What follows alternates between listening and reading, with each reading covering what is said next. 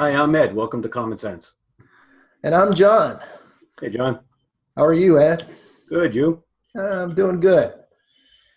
So we've been talking in these past few sessions about Thomas Paine and how he wrote Common Sense in 1776 to inspire our ancestors to take up arms against the British, and how difficult it was to get the word out in those days, and somehow he managed to get the job done, along with other people, of course. But I was thinking the other day that, he was really a salesman. He was like one of the first American salesmen, selling the idea of revolution. And he was obviously very successful at it. And he was doing what we would consider most salesmen do, which is, coming up with ideas that are compelling to people, challenging their ideas and their rationale for taking urgent action. And, we're still doing the same thing today. So that's what we're going to talk about today. And why don't we start with just kind of where we are? How do you think we've evolved in closing complex B2B sales these days? Well, so, we've talked at length about some of the technology and the tools and CRM and the importance of understanding where the key leads are, and the fact that we're going to let our marketing automation actually nurture some of those leads that aren't ready, that traditionally we would have discarded because they're not necessarily ready. But now we know potentially they're good leads. They're just not at that point yet. So really it comes down to a couple key steps that the sales and marketing teams have to do. First, you have to identify who those really top tier leads are. And, we've talked about lead scoring and other tools to do that. You got to connect with them really quickly. There's a lot of research that shows that even what we might consider short delays, 15 minutes or 30 minutes or a couple hours for somebody to follow up on a lead, can have a really deleterious effect on the sales outcome. Part of it comes back to this point that the first vendor to establish value, helping a buyer understand their problem and quantify it, ends up being the trusted advisor in many cases. So it's not the first to respond with a quote, it's the first to respond with really substantive information, which is the kind of information we're talking about delivering. It's also really important to read the digital body language, to understand from the behaviors, what pages they've looked at, what they've opened, all those kinds of things, what the status is of a lead, what they're thinking, and to use challenger techniques to establish what the outcomes are they're looking for, what the problems they have are, what they're worried about, etc. These leads are not static. It's not a sales qualified lead at the beginning and destined to remain a sales qualified lead or vice versa. So it really takes continuously watching them and really understanding how their interest and research is evolving in order to make sure the communication is right. In the complex sales that we've been talking about, they're almost always team buying, which requires a lot of very diligent effort to understand who's on the team, what the dynamics are, who can say no, who has to say yes, all those kinds of things. You've got to really understand the best solution, not just, hey, here's what I want to sell you, but based on the outcome you need, here is the solution that will get you there, and here's why it pays off, and here's the value to it, etc. And that's got to be supported with case studies. It's not just, oh, well, I've got the perfect thing for you. This has worked for people like you, companies like you that had similar problems that wanted this outcome, and this is how it's worked for them. You got to certainly understand competitors, not only understand the competitor product or service, but understand what the competitor is saying about it and how they're selling it, because you need to certainly account for that. You got to follow up proactively throughout this process. And, there's lots of research that says it takes 7 contacts to actually establish a contact with somebody, and most people quit after 3. And so that kind of proactive, ongoing communication is important. And then obviously closing the sale. That's really ultimately the goal. But these steps take place over spans of time. Sometimes it can be very compressed. Sometimes it can be quite lengthy. But based on your experience, how do you identify those really high quality, high priority sales qualified leads to begin focusing on initially? Well, I think you've laid out the process really well. And, if we really follow all those steps, we'll probably have much higher success rates than we've had in the past in terms of first of all, identifying who we want to work with as customers, and then convincing them that you're the right solution. So this really starts a long time ago. We've already done the work in most cases before the sales team even gets involved. As we've discussed, they need to be aligned with marketing. They need to be working together and even somewhat fused together to get this done right. But assuming that they are aligned and they've gotten that message out through targeted marketing campaigns, through really helpful content, through a website that's not just a brochure, but is really a helpful resource.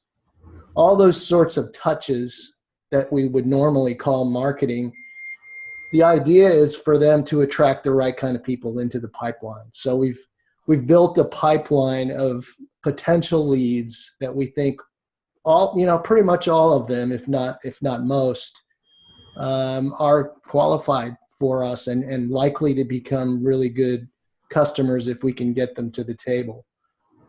So there is one other approach I wanted to bring up, though, which is getting more and more traction out there, and that's what's called account-based marketing. And so that kind of flips the process around on its head. And in this case, what we're doing is we're identifying companies that we think will be our customers. So we're taking the guesswork out of it. We're looking specifically through research and looking at our ideal buyer profiles for specific accounts, specific companies. And then we're doing research. We're figuring out who's on that buyer team. And you could do that. And there's actually technology and databases and so on that help you do that now. And then, it's pretty much the same process. We're reaching out to them with helpful content. It's just in a much more targeted way. So instead of targeting a persona, we're targeting specific people now. And we're reaching out to them. It's not a sales push. It's again, more of a consultation, but really more like a challenger sale. So we're trying to really figure out what the problem is with them and help them find a solution. So in those two cases, the really targeted campaigns that are more general, and then the really specific account-based, we're really narrowing down the field to just a few very solid leads that we can then nurture and turn them into sales. So then the process is really all about helping them get through, all the challenges that may lay along the way. For example, not understanding what the problem is. In some cases, they don't even know they have a problem. So identifying that, finding the right information for them to help them understand that, and then also helping them through the maze of complex sales. So in many cases, they're working with the team. The team isn't aware of the problem either. And so there's some kind of convincing that needs to be done within the organization, within the team, and working your way through sort of the politics that often accompany these things, or the silos that have to be, dealt with. So really, again, it's all about working with, identifying someone within the account that's probably going to be your champion on the other end, and then working your way through that process. So if we do all that, what do we do next? Let's say now we've gotten to the table and we're getting some information back and forth. So what's the next step for the sales rep and the sales team? So we talked early on in this series of discussions about sales models, and it used to be that at that point, somebody would launch into an extensive discovery process, asking the prospective buyer lots of questions about the situation, the kind of stuff that people are impatient, don't have time for. And honestly, it's irrelevant now because you can obtain most of that information by doing some diligent research. So it's really shifted, as we said, toward more of a challenger model. And that means it's incumbent on the sales rep to really understand the nature of the industry, the kinds of problems somebody's likely having, the kinds of outcomes that they likely want, and to be able to very quickly and succinctly articulate those in a way that says, kind of experience tells me that companies like yours have this problem and want this outcome. Or I noticed on LinkedIn that you have done this, or you used to work at this place, you've got this background in your career. Or I saw an article published about the expansion and the new products and some of the new markets that means you're going into. Those kinds of discussion points that around which you can build the dialogue that clearly illustrates that you've done the research, that you understand their industry, that you're very clear on the problems that they face, the kind of outcomes they want, and you've got a clear idea of the kinds of solutions that might get them there. That's essentially what establishes a credibility. And once you've done that, then you can share, as you say, a lot of the very targeted and appropriate content, whether it be blog posts that speak to the issues or case studies that talk about similar circumstances, or even, I love sharing other articles of general industry interest that touch on some of the topics that we've kind of talked around that aren't necessarily directly related to what I'm doing, because that way I'm not specifically selling something. I'm being a resource. And that really is what this is about, is being a resource and not being on a sales call. It's not a commitment, press hard because you're signing through 3 copies of carbon paper like it used to be. It is, I can help you outperform in your job, personally, professionally, as a company, because of the experience and the insights that I bring. And insights are really the bottom line. Everyone's got information. Today, there's information parity in the world. It's insights that are essentially what commission salespeople or sales reps or companies have to sell.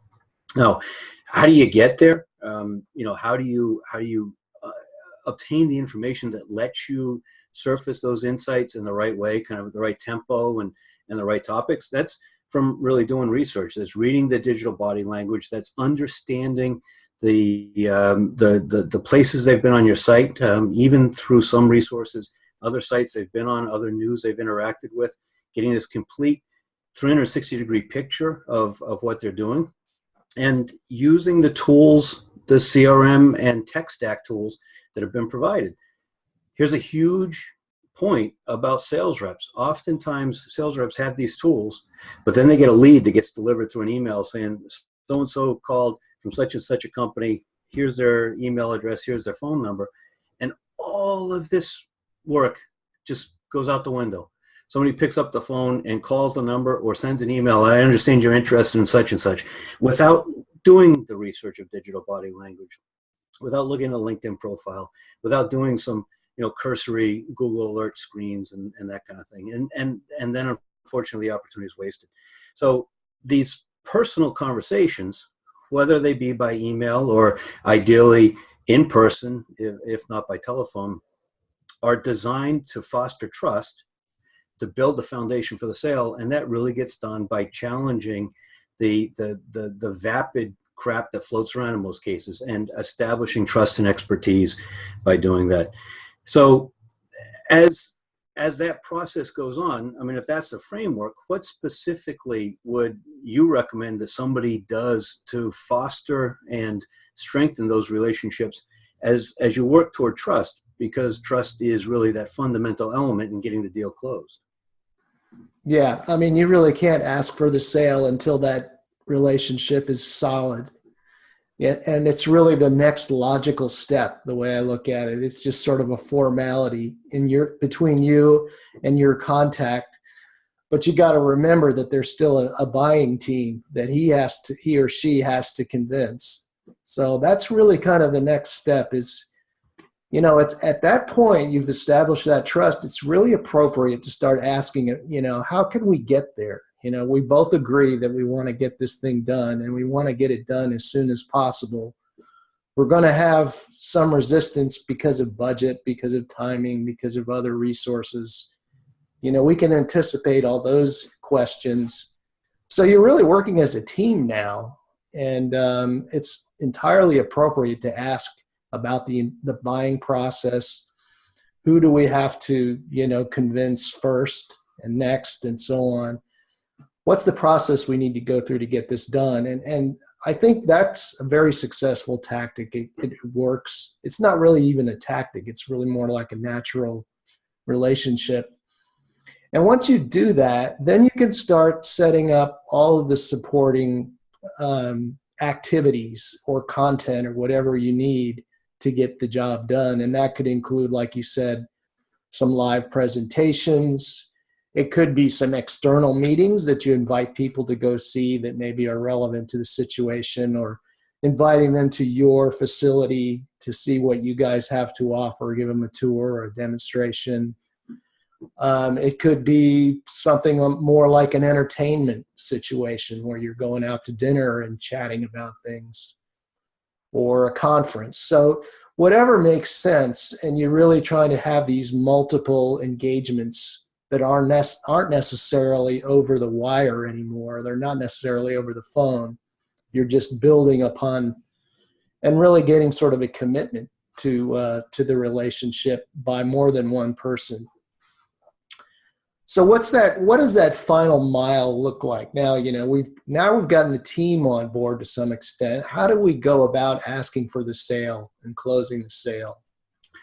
So I think you raised a great point where you talked about the process. And we often assume in sales that our buyers understand the process by which they ought to buy the kind of thing we're selling. And that's a faulty assumption. Yeah. They may have a buying process that's formally articulated, 3 quotes and this person signs off, but that's not really a process. I mean, how do you, if you're a company that does something unrelated and needs this product or service as part of their operations, they don't know how to buy this. And so part of what we need to do needs to be to help coach them and educate them on the buying process. And we got to do that in a way that's not, really self-serving, because that's obvious. It needs to be companies like yours that face this kind of a challenge and make this kind of decision often follow a process like this. And here's why it's important to do that.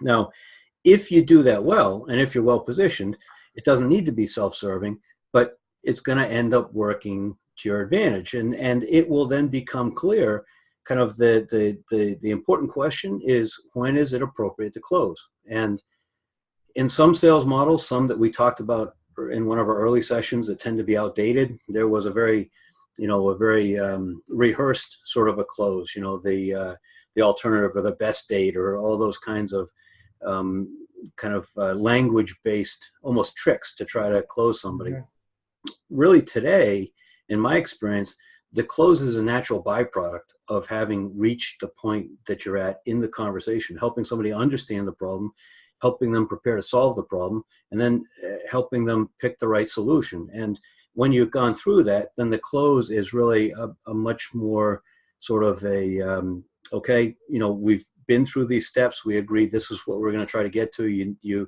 you needed this kind of a solution. We've laid it out. It fits your budget. So now it's time to get started. And it doesn't have to be some sort of a manipulative sort of thing. And it doesn't feel that way. It's very transparent because you've been through this process with somebody. You almost explained to them what the process would look like.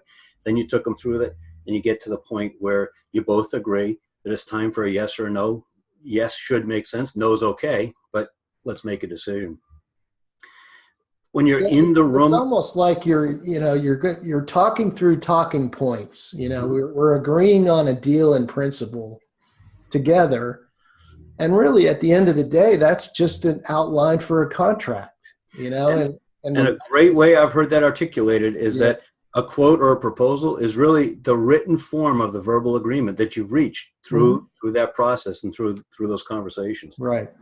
The key along the way is to make sure that the buying team is taken care of, to make sure that you're clear on what the pain is or the problem or the value that's being avoided or accrued, and make sure that the commitment is there to change, because all of it can make sense. If one of those 3 pieces is missing, though, then even though it all makes sense from our perspective, it doesn't make sense from the buyer's perspective. And if you follow the process properly, you get to that point of closing, those points should be clear. Yeah, and I think it's a good idea to also identify risks that may crop up along the way. So you're really kind of doing them a favor. You're talking about, options that may or may not benefit them most, and giving them some power in the decision-making process. I think that's a good way to go too. Yeah, and there's a lot of credibility in helping them identify considerations that they hadn't thought of, even if they may not necessarily be favorable to your solution. Right. So that's closing in a complex sales world. I couldn't agree more. I think that's the best way to do it. And I still think a lot of salespeople, sales teams are still trying to push things through, and they're realizing it's not working. So this is the way to go. And there's more to it. So next time we're going to talk about, once you've closed, how do you keep your customers happy and coming back for more? Because that's really the key to future sales. Marketing to customers, that's something that doesn't get talked about a lot. So until then, thanks for joining us. I'm John. And I'm Ed. Thanks very much. See you.